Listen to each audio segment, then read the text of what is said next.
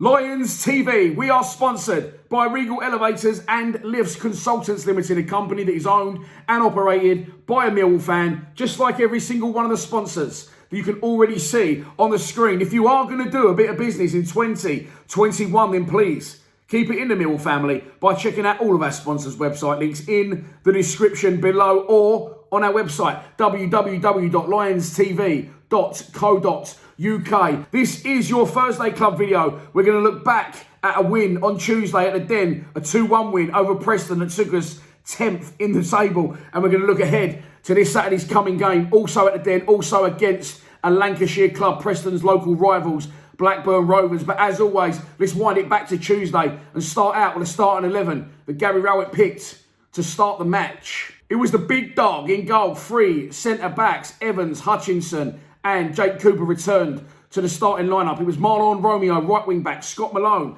left wing-back, Billy Mitchell come in for his first senior start this season alongside Ryan Woods. Then you had John Daddy Varson on the left, Mason Bennett central and Jed Wallace on the right. You can argue where those front three were playing. You could say Jed was in a 10 and Bennett and Varson were up front. Varson did spend a lot of time on the right-hand side in the second half. I thought we had a good second half.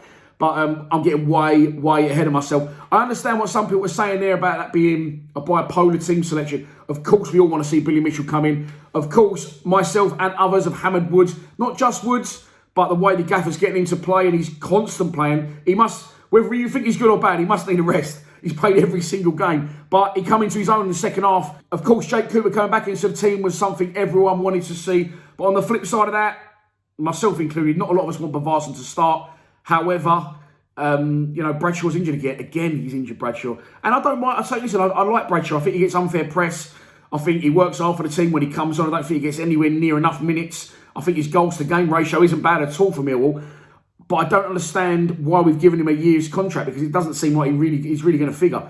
I expect Matt Smith to leave the club at the end of the season. He's out of contract. And with Varson and Bradshaw now contracted to the summer of 2022, I'm not sure what we're going to do up front. Maybe Bennett is the answer. 2 goals in 2 games, and I thought we had another good game. And I'm definitely sure that his desire and his willingness and his fitness have all gone up a level. So fair play to Mason Bennett. But I'm getting way ahead of myself. Let's get into the game. The first half was a complete and utter nothingness, in my opinion. Nothing really happened of any note other, of course, than 2 absolute worldies. Ched Evans scores the first on 13 minutes, an absolutely brilliant strike. Probably the better of the 2, I'd say. Just about over Scott Malone's. Malone's was brilliant, but Evans took the ball out of the sky. His body shape was had to be at an awkward angle. He was under pressure from Woods. People trying to point fingers, and you know me, I love to point a finger and blame someone for a goal. Some people said, where was Marlon Romeo, the right back? But he hasn't really got that far. Yes, he's high up the pitch, but I would argue our whole team was shuffled over too far to the left. Our centre-backs were nowhere in sight, and as a result, George Evans was scrambling across to try and make it. He heads it up in the air. Evans comes in. Woods was there, but look, Woods can't expect Evans to do what he's done. And his left foot strike across his body is absolutely sensational. And they go 1-0 up. And after that, in the live stream, I'm getting Rowett out. Rowett's got to go. It's boring under Rowett. We're losing again. But as I said, we just keep finding a way. We've got this newfound desire and team spirit and togetherness that just, I think it does us a favour going 1-0 down, if I'm honest. Because if we go 1-0 down, at least I think, thank fuck this isn't going to end 0-0, for one. And for two, it just seems to rile us up. We've come from behind at Reading. We've come from behind at Barnsley, although we lost. We come from behind on Tuesday over to Preston. I think there's others as well that I can't think of off the top of my head. But it just seems to give us that little something and rile us up. And there's nothing wrong with a comeback. It's even better than going out and winning 3-0. I think I love to come from behind and win a football match. And it's exactly what we've done again on Tuesday. We get the equaliser. It's brilliant play from Marlon Romeo, by the way. He's got the ball very deep in by our corner flag. And as I said, look, if people do good things, I will say they've done it. Like I'll get on to Woods in a minute. Marlon Romeo, under pressure, deep inside his own territory, over on the right back position, plays into Jed. Jed's got a man up his arse. Jed bounces it back to Marlon. They get out of trouble very nicely. Marlon Romeo moves the ball quickly. Lovely crossfield ball to Scott Malone, who's in acres and acres, and he's travelling. Billy Mitchell is busting his bollocks as he did for the 90 minutes to try and join in with him. And I was saying to him, give it to Billy, let him shoot. But I should have known better. Scott Malone doesn't need him. If you saw Benjamin Bloom's tweet on Twitter, I'll put it on the screen now. Don't turn up to Millwall in dark green, because it does strange things to Scott Malone. And he scores worldies, and it's a sensational strike.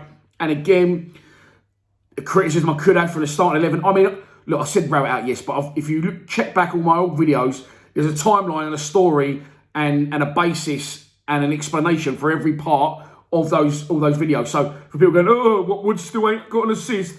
He's got one. Let's slow down a bit, but I'll get on to why he got that assist and why he did well in a minute. But Scott Malone, for me, I've said this for a long, long time. Billy Mitchell should be starting if fit, and Scott Malone needs to play high, left side of that free, because he don't really want to defend.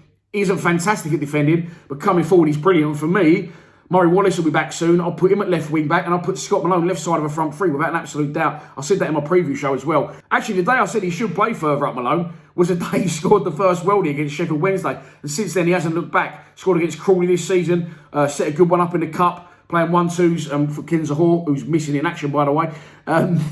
Yeah, so for me, 1-1, equaliser, half-time. That gave us a raise and a lift, of course it did, but still nothing was really happening, was it? And even in the second half, first 20 minutes, didn't think it's fantastic at all by any stretch. And I said an interesting thing. I said, the longer it goes, will Rowett then do what he usually does and bring on Matt Smith, even though we're drawing, and pursue a win? That would have been interesting to see. But people in the live stream were saying, bring him on, bring on the subs. And I was saying myself, I don't think we need to, because we're starting to press. John Daly Mavarson had a very good second half. And Billy Mitchell, what he's done in that last 25 minutes, bear in mind, he's been out for 17, 18 weeks. I know he doesn't like getting his age taken in consideration, but he's 19 fucking years old. And if you've not only seen the way he's played, but the interview he's given after the game, 5.5 minutes, I challenge any senior pro. I challenge you to get any reporter to get more than 1.5 minutes out of a senior pro. When you see the interviews online for Millwall, no disrespect to Coops and Bennett and the people who have done it, they're shit. They don't really want to be there because they're professional footballers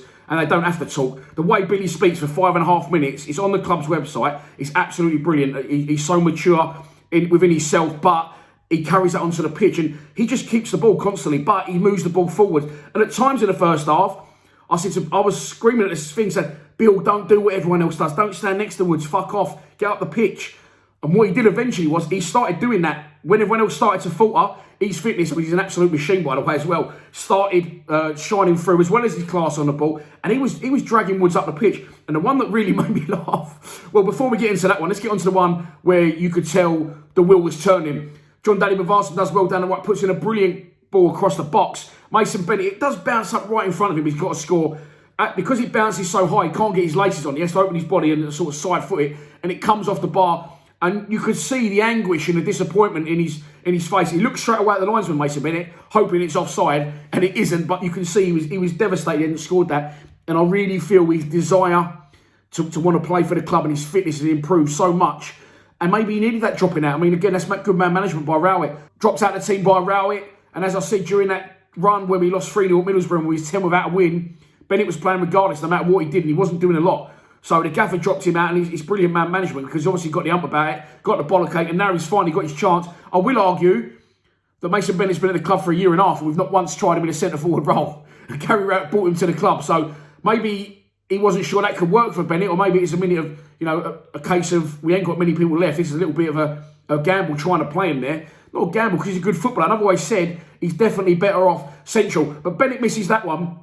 The one I want to get onto with Woods. Listen, and Woods, the frustrating thing with Woods, and I say this time and again, is he can actually do it. But he just point blank refuses to do it. I don't know. I don't think, by the way, he's playing to manager's instructions.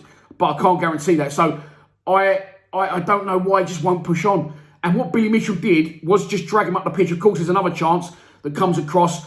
Billy Mitchell just gets on the end of it, controls it at pace. It's a bit of a shank from Marlon Romeo. Billy controls it, toe pokes it towards goal. It hits the defender's hand, yes.